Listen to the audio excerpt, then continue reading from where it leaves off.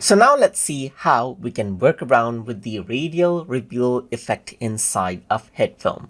So over here you can see that I have this particular clip right here, and then what you can do with this is you can go around over here under effects, under the animation folder, and then you can apply out the radial reveal effect over here by clicking and dragging it out over here on this particular clip. So now you can see that the radial reveal has been added in. And then what I can do is I can go around and see the radial reveal right here.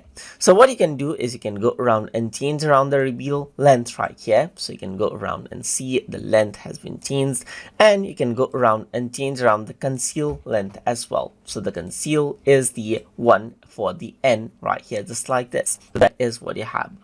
So now what you can do is you can also go around and move around the point right here. You can click and drag it around, and just like a spotlight, you can see that you can drag it out in different space right here. And similarly in the conceal section, it conceals it out right over there as well.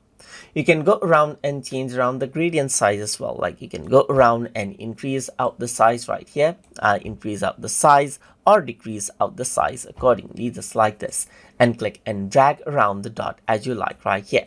You can also go around and click and drag around the position over here just like this, and then that is what you have. So you can see that this is what you have right here. And if I were to click and drag this out, then you can see that this is how the radial reveal works. And that is how you can apply and utilize the radial reveal effect inside of HitFilm. So I hope you guys learned something as always. And as always, please like, comment, share, and subscribe.